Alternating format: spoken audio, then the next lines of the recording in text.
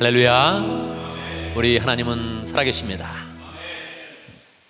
우리가 2019년 새로운 회기를 맞이했는데요, 지금까지 인도하신 하나님께 감사하면서 또 새로운 회기를 소망으로 나가기를 간절히 바랍니다. 우리 하나님이 참 좋으신 것은, 하나님은 과거를 잘 묻질 않아요.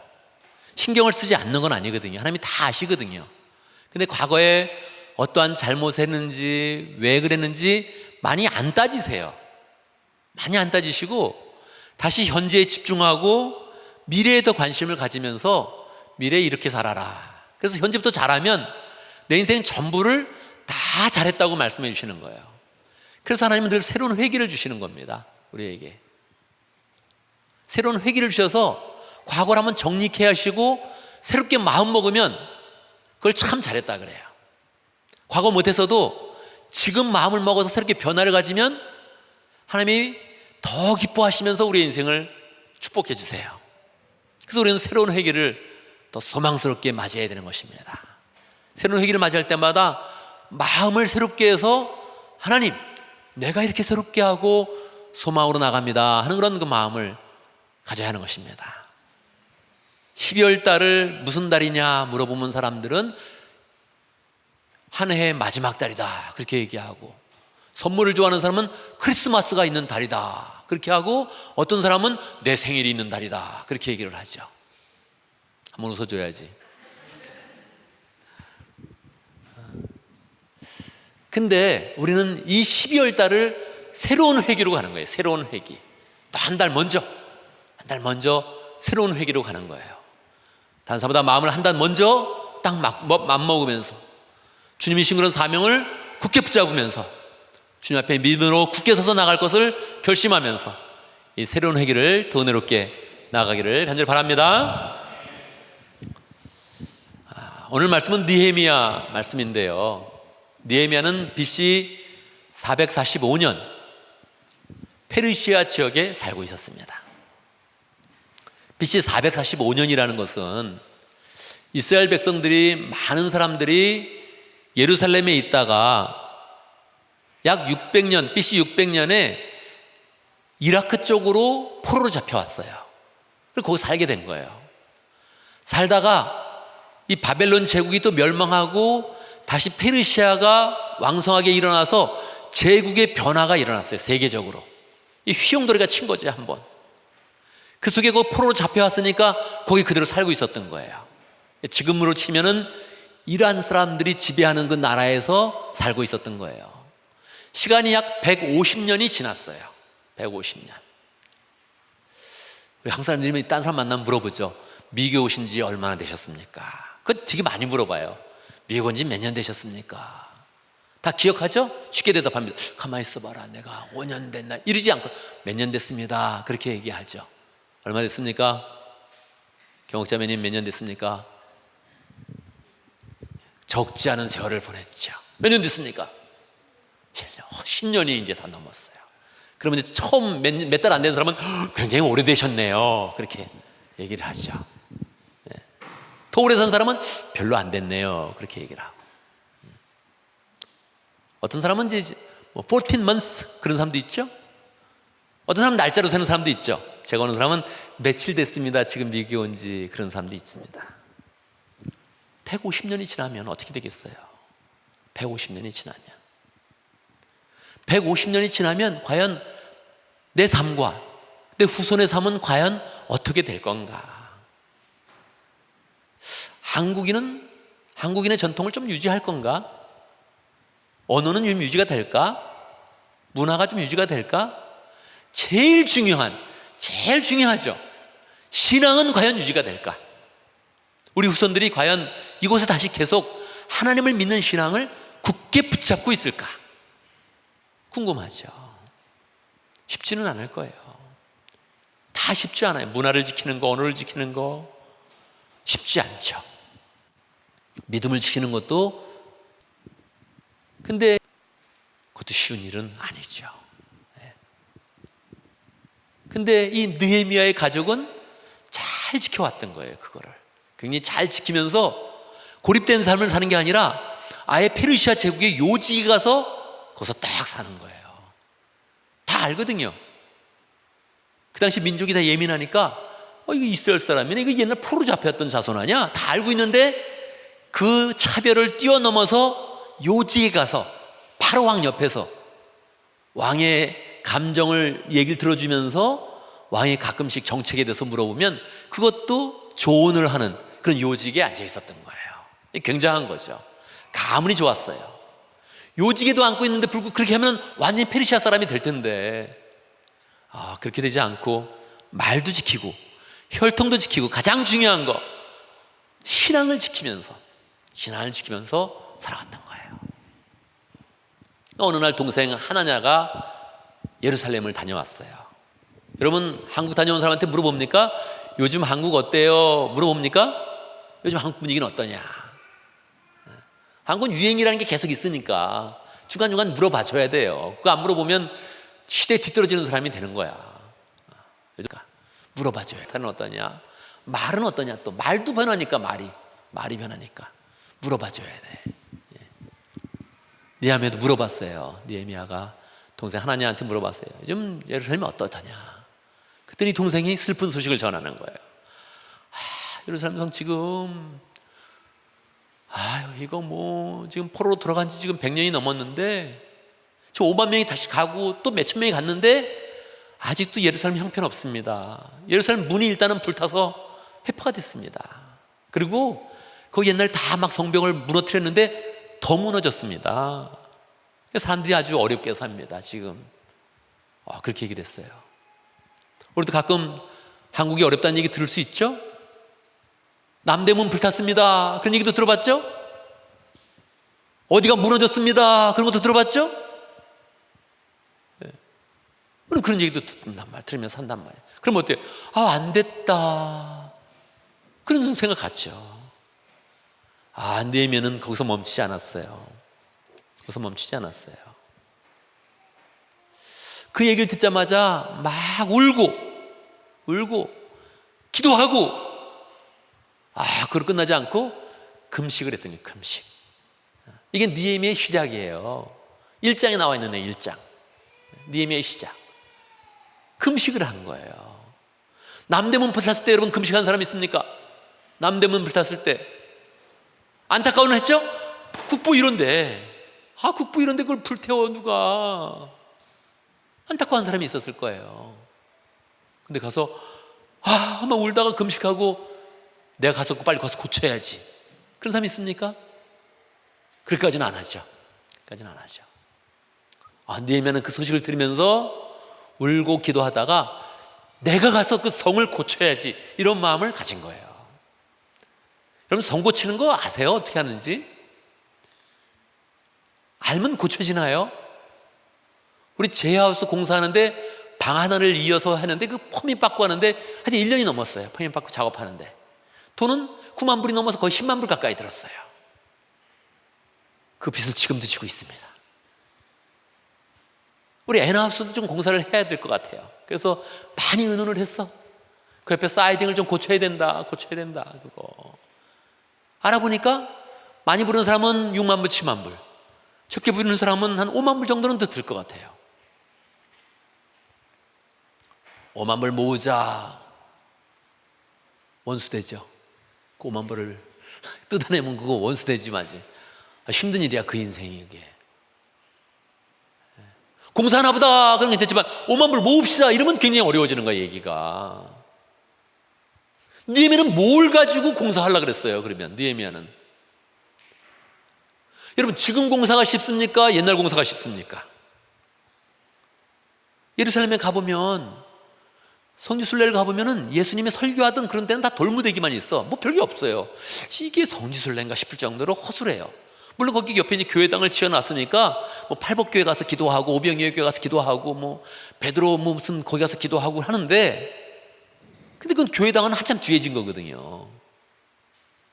좀 이렇게까지 없나 싶을 정도로 뭐가 없어요. 예수님이 뭐 들판에서 설교하고 만 거니까 별거 없지 뭐 당연히. 근데 예루살렘에 가면 예루살렘 성은 똑바로 돼 있어요. 예루살렘 성은 큰 산성이네. 정말 시온 성이네. 똑바로 돼 있어요. 이게 커요. 굉장히 돌 하나가 굉장히 크게 돼 있단 말이에요. 굉장히 크게 돼 있어. 어떻게 올렸을까? 그거 어떻게 올릴까? 뭐 가지고 올릴까요? 뭘 가지고 그걸 올릴까? 그 돌을 올리는데 자로 돌을 또 깎았거든요. 다 네모나게 이렇게 깎아서 올리는데, 깎는 거는 땅에서 깎는다 치지만 어떻게 올려요? 엔지니어들 말씀해 줘 보세요. 어떻게 올리는 겁니까 이거? 대부분은 흙을 그냥 걷다 쌓는답니다. 그걸 쌓아서 거기까지 이렇게 돌을 이렇게 밀어서 올리고, 또 흙을 더 쌓은 다음에 그 높이까지 쌓은 다음에 흙을 편편하게 만들어서 그걸 올리는 거죠. 근데 그렇다 한다 해도 그게 흙 쌓기도 어렵고, 또 이렇게 올린다 해서 뭘 가지고 올려요? 그 올리는 것 자체가 기계가 없는데. BC 445년 BC 성을 짓는다는 게 굉장히 어려운 그런 때였거든요. 공사비와 그 모든 자재를 다 어디서 구하는 거예요? 어떻게 일을 처리하는 거예요? 보통 일이 아니거든요, 그거는. 근데 그걸 하고 싶다 그러고 간 거예요. 뭐 가는 과정도 그냥은 안 되죠. 왕한테 허락을 맡아야 되니까. 왕한테 좋은 때 얘기를 잘 해가지고 허락 맡아서 총독의 자격으로 간 거예요, 거기를. 페르시아가 워낙 대단한 그런 나라니까, 그럼 내가 총독으로 보내줄게. 그래서 총독으로 간 거예요. 총독은 영어로는 거버너입니다. 거버너. 총독은 얼굴 봤습니까? 안 봤습니까? 봤죠. 근데 지금 왕의 직무를 맡은 사람이 왕이 좋아하지 않는 저 나라에 가서 총독으로 있는 거니까 느헤미야가 먼저 얘기를 합니다. 나는 월급 안 받겠다 얘기를 하죠. 월급도 안 받고 가서 자원하면서 자기의 그런 사실을 털어서 사람들을 모아서 그걸 하겠습니다. 그렇게 얘기를 한 거예요. 이게 굉장히 어려운 일이죠. 여행만 해도 너무 길고 공사비도 많이 들고 사람도 모아야 되고 너무 어려운 그런 상황이 있는 거예요. 더 어려운 것은 또 사람들이 방해를 해 가니까. 그 주변에 있는 그런 민족이, 특별히 사마리아에 있는 지역에서 이 예루살렘을 다시 지으면 사마리아가 너무 죽는 거예요. 그러니까 사마리아 사람들이 방해를 해. 강 건너에 있는 암몬 사람들이 또 방해를 해. 이 예루살렘을 또 지으면 또 이쪽이 다시 민족이 새로 세서 나중에 지정학적으로 자기가 불려진다. 그래서 또 방해를 해요. 계속 방해를 하다가 방해가 효과가 없으니까 나중에는 암살을 하려고 그래요. 암살을. 여러분, 하나님이 하려고 그러는데 암살하려고 그래. 기분이 어떻습니까? 섬교원장 하면 죽일 거야.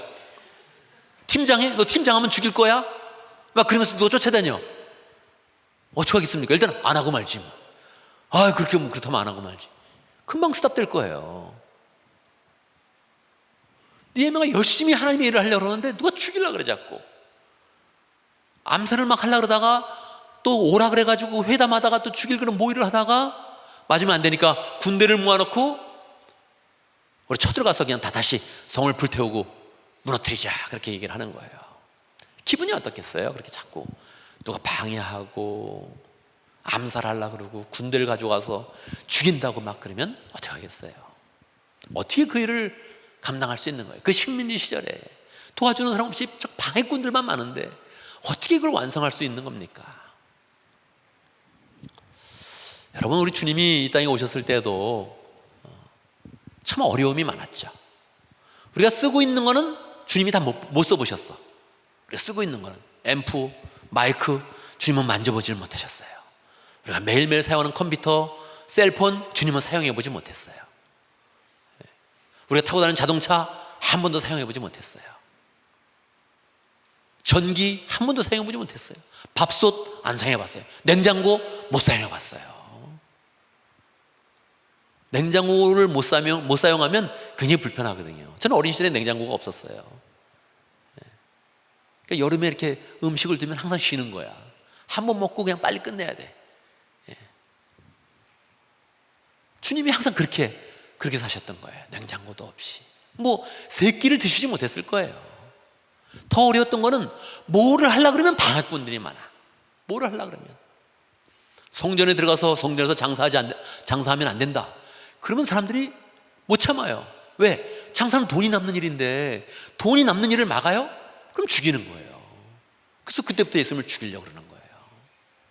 하나님의 아들이라 그러면 하나님을 모욕한다 그래서 바리새인들이 또 싫어해.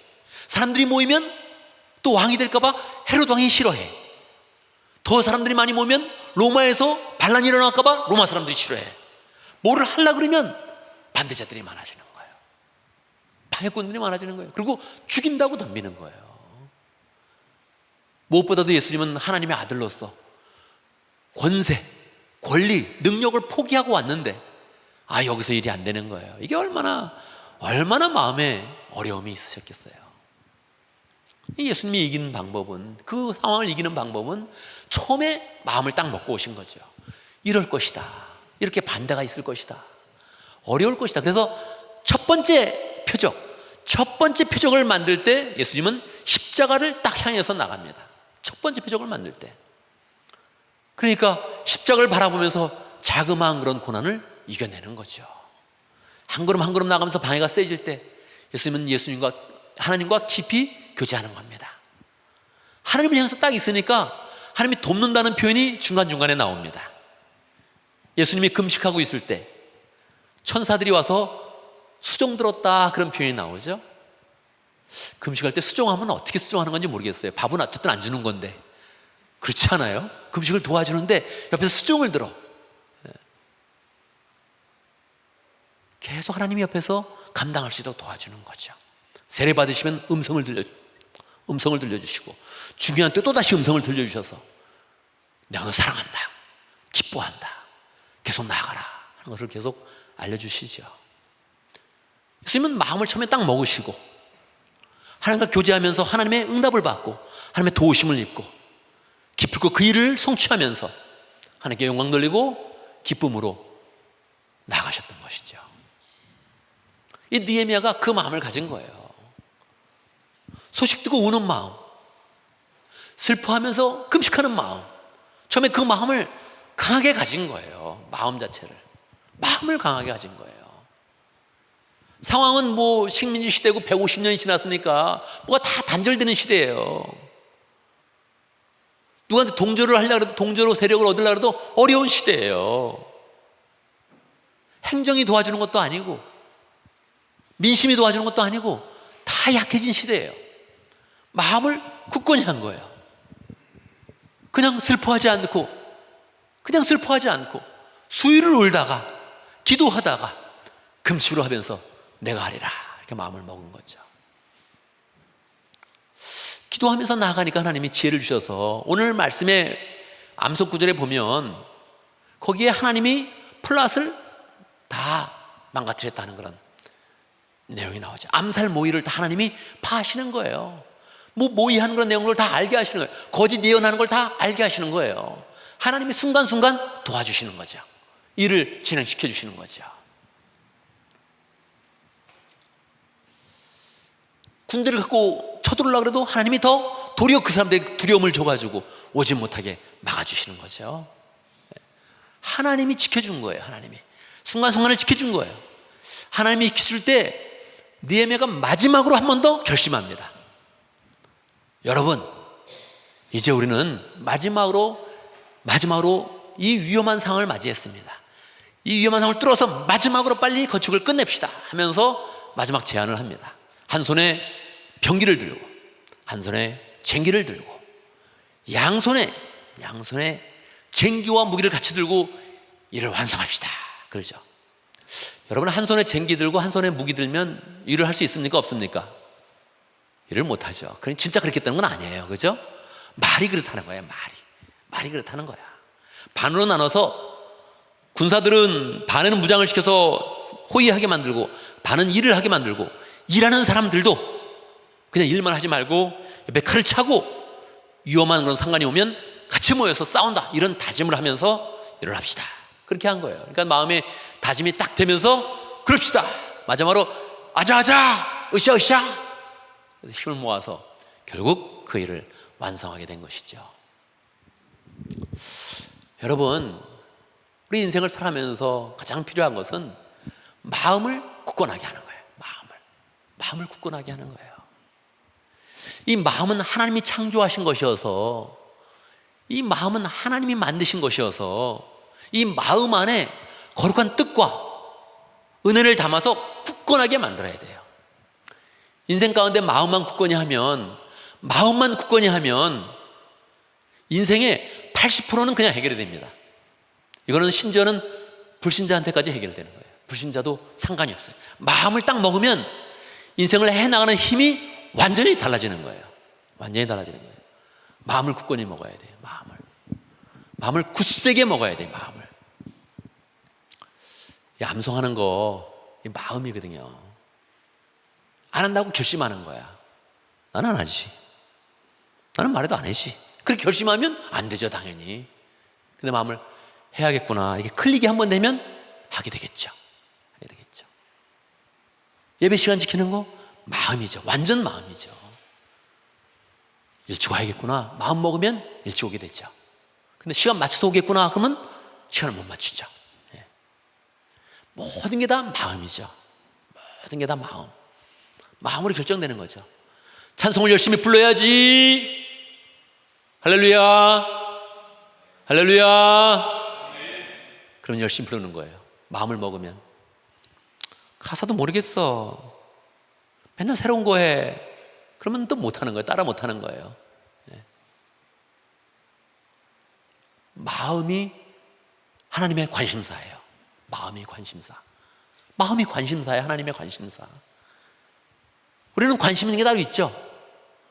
화장도 해야 되고 옷도 입어야 되고 사는 것도 있고 뭐 여러 가지 마음이 있어. 근데 하나님은 그런 거에 관심을 별로 안 둬요. 마음을 딱 보는 거예요. 마음을. 그리고 하나님이 기대하는 거예요. 그냥 마음만 먹어서 80%를 끝내. 이게 하나님의 기대예요. 우리를 향한 그런 기대. 마음만 굳게 먹으면 어려운 것도 그냥 하지. 내가 하지. 그리고 나가는 거예요. 마음을 굳게 먹어야 돼요. 마음을 따뜻하면서 충성스러우면서 하나님을 향한 그런 열정으로 마음을 딱 먹어야 돼요. 느헤미야의 눈물처럼 내가 가서 내가 고치리라 이렇게 마음을 먹어야 돼요. 근데 20%는 진짜 어려운 거는 마음을 먹었는데도 안 돼요. 진짜로 마음을 굳게 먹었는데도 풀지 못하는 게 있어. 마음을 굳게 먹었어. 근데도 안 되는 게 있어요. 능력 때문에, 머리 때문에, 체력 때문에, 병 때문에 이런 건 안 돼요. 해결이 안 돼. 근데 그때 기도하면서 나가는 거예요. 그때 하나님과의 교제가 필요한 거예요. 하나님, 내 능력은 안 됩니다. 하나님의 능력으로 해주십시오. 마음을 먹은 다음에 하나님을 의지해서 한 번 더 나가는 거예요. 한 번 더. 하나님과 교제하면서 하나님이 공급하시는 힘을 얻는 거예요. 내가 금식하면 천사가 와서 수정드는 경험을 하는 거죠. 내가 세례받고 있으면 하나님이 음성을 들려주시는 경험을 하는 거죠. 내가 한 걸음을 나가면 하나님께서 더 앞서 나가시면서 내 길을 열어주시는 것을 경험하는 거죠. 우리 인생 속에 있는 많은 시험과 많은 장애와 어떤 것들은 내 능력으로 감당하기 어려운 게 있어요. 근데 그걸 하나님을 의지하면서 나가면 하나님이 좋게 상황을 바꿔주시는 거예요. 나를 굳건히 하면서 상황은 그대로 있는데 나를 굳건하게 만들어주면서 그걸 이기게 해주시는 거예요. 느헤미야가 바로 그 길로 나간 거예요. 그 길로 나아간 거예요. 한국 사람 중에 박항서 감독이라고 있어요. 한국의 감독 그렇게 분류를 한다면 1류 감독은 아니에요. 한 2류 감독이에요. 2류 중에 앞서 있는 감독이죠. 프로에서 이렇게 내려와서 실업팀으로 갔으니까 이분이 베트남에 갔어요. 베트남에 갔는데 거기에 큰 경기가 2개 있었는데 U23이라고 23세 미만의 그런 아시안 게임, 또 한 번은 그냥 아시안 게임 이렇게 있었죠. 근데 이 선수들을 데리고 가서 첫 번째는 준우승을 했어요. 아시아권에서. 두 번째는 4강까지 올라갔어요. 근데 이게 베트남에는 있을 수 없는 일이야. 아시아권에서 4강이라도 있을 수 없는 거야. 베트남의 순위가 한 114위 정도 된대요. 이 지구에서 114등. 지구가 몇 나라쯤 있어요? 한 120, 130 정도 있지 않겠어요? 그죠? 114도니까 저 밑에 있는 거야. 그러니까 뭐 이렇게 아시아권에서 이렇게 올라가는 게 그게 쉽지 않대요. 와, 이 나라가 옛날 우리 2002년 한국이 막 열광하는 것처럼 요즘에 막 열광을 하고 있어. 열광을 하고 있어. 박항서 이 감독한테. 아이돌보다 박항서 감독이 지금 베트남에서 굉장히 유명해요. 박항서 감독 사랑해요. 이거 한국말로 해, 한국말로. 박항서 사랑해요. 박항쇼, 박항쇼. 막 이러는데, 다 그렇게 얘기를 해. 지금 현재 스즈키컵이라고 이 아시안컵에서 하면 맨날 그 사람 떨어지니까 떨어지는 동남아시아권에서 하는 그런 컵이 그것도 있어요. 그 굉장히 있어요. 수직 단판으로 안 하고 이렇게 여러 번 하면서 4강도 2게임씩 하면서 올라가는 그런 경기가 있어요. 수직컵이라고. 오늘 했어. 오늘 4강. 오늘도 이겼어요. 박항서 감독이. 지금 그 사람의 인기가 지금 뭐 보통이 아니에요. 보통이. 연봉이 높지 않은데, 베트남이 가능히 연봉이 높지 않은데 집도 벌써 한 3채를 받았대요. 3채. 그래서 하노이에 하나 뭐 어디 하나 이렇게 3채를 지금 받아가지고 지금 어디 살지 모르는 거야 지금. 한동안 인기는 더 끌 것 같아. 굉장히 좋죠. 박항서 감독 때문에 베트남 사람들이 한국 사람을 존경한대. 박항서 때문에.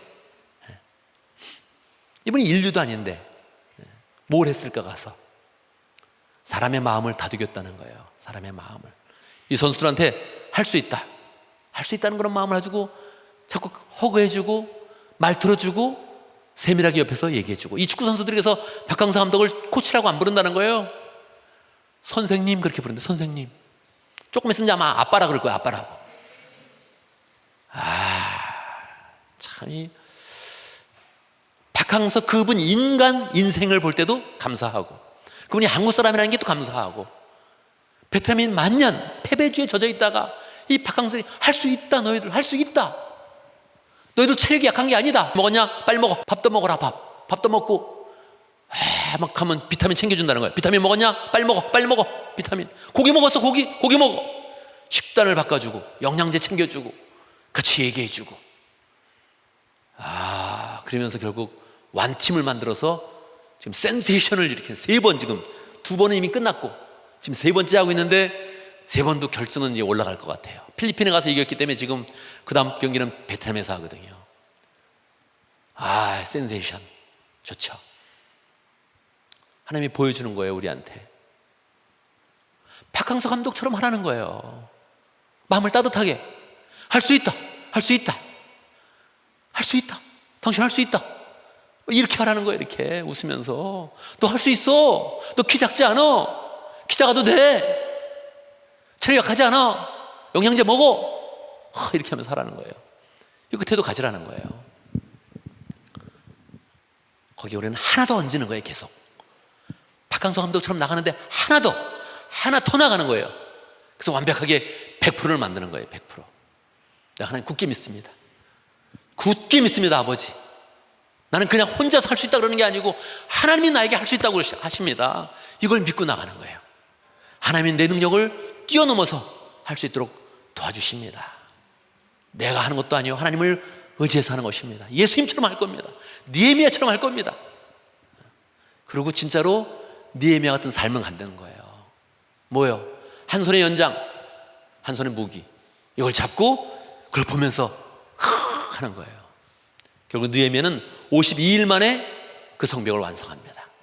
이 말했지만 하나를 올릴 때도 이 땅을 올려서 올리기 때문에 이거 굉장히 어려운 거예요. 굉장히 어려운 건데 그걸 52일 만에 맞춰요. 어떻게 맞출 수 있었을까요?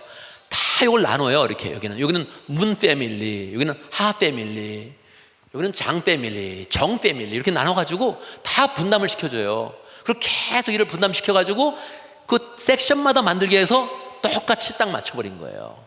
그리고 그걸 성경에 다 기록합니다. 그 패밀리대로 이름을 다 기록을 해요. 계속 신앙으로 독려시킨 다음에 이를 분담한 다음에 마지막 칼을 차게 하고 연장을 들게 하고 하자! 그래서 마지막에 마친 거예요. 그 삶 속에 하나님의 응답을 받으면서 마지막 한 번 더 헌신해서 그 성벽을 완성한 거예요. 이 공사를 한번 마쳤다는 거는요, 그 자체에 보람이 있겠죠. 근데 느헤미야가 한 일은 너무 의미 있는 그런 일이었어요. 1차 스룹바벨이 5만 명을 데리고 왔고 2차로 에스라가 6천 명을 데리고 와서 여기 5만 6천 명이 있었고 거기 있는 사람들이 약 10만 명 정도가 살았을 텐데 그 산 사람의 안정을 하게 만들어준 거예요. 그 에스라를 통해서 마음의 변화를 일으켜서 하나님을 열심히 섬기려 했던 그 마음에 영속적으로 하나님을 섬기면서 나갈 수 있도록 그 성을 완성시켜 주었다는 거예요. 열정을 가진 일이 하나님의 일 되게 하고 다른 사람에 유익 끼치고 은혜를 베풀어서 예수님 오실 때까지 그 일이 계속 나가게 했던 거예요. 우리가 하는 그런 일들이 우리의 인생이 내 인생이 잘 되는 것도 중요한데 내 인생을 잘 살면서 내가 마음을 굳건히 해서 하나님의 일을 감당할 때 하나님께서 우리에게 다시 150년을 바라보게 하는 거예요. 다시 느헤미야 같은 그런 사람을 만들어내고 다시 이 세상 가운데 예루살렘 성을 건축하는 그런 사람들을 만들어내고 그리고 그게 하나님 나라가 세워지면서 네 인생을 내가 참으로 기쁘게 받는다, 너를 사랑하고 내 후손을 사랑한다, 이런 얘기를 우리에게 들려주는 거예요. 우리 인생은 어려운 일을 계속 만납니다.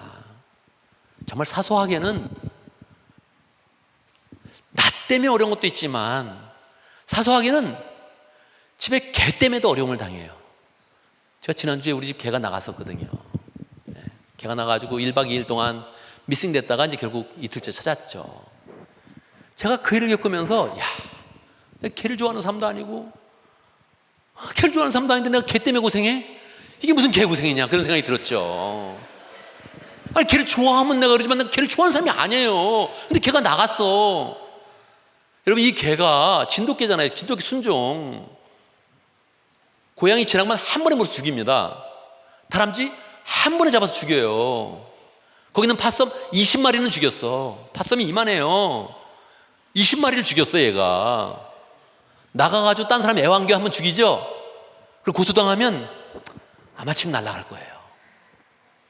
야, 혹시 나가가지고 애를 물었어? 쥐어, 나 감옥 갈 거야 아마. 이게 시리어스한 일이에요. 시리어스한 일. 한편으로서는 사고도 걱정되고 한편으로서는 비 맞고 있을 개를 생각하니까 이게 내가 너무 이게 뭐 하는 거냐 도대체. 내가 왜 내가 얘하고 엉켜가지고 뭐 하는 짓이야. 내가 개를 좋아하지도 않는데 개 걱정을 하고 있고 목사가 영혼을 걱정해야지. 이게 무슨 이게 뭐야 이게. 여러분, 우리의 인생은 그렇게 고생하는 게 많아지는 거예요. 그렇게 앞으로 인생은 개고생이 많아져요. 내가 원하지 않는 일, 그렇게 좋아하지도 않는 일, 근데 그것 때문에 신경 쓰고 그것 때문에 마음 쓰고 고생하는 일들이 많아져요. 얼마나 고생이 많아요. 그러니까 그 모든 일이 다 정리되도록 하나님이 보호하시고 역사하시도록. 걔가 어떻게 돌아왔겠어요. 이거 길이 없는 거예요. 뭐 빙글빙글 돌았는데 길이 없는 거예요. 그 밖에 대문에서 계속 그렇게 서 있었어. 한 2시간은 넘게 서 있었어. 나중에 3시간 정도 되는데 하나님 이게 뭐 하는 겁니까 도대체. 안 찾을 수도 없고 신경 안 쓸 수도 없고 신경 쓰자 너무 힘들고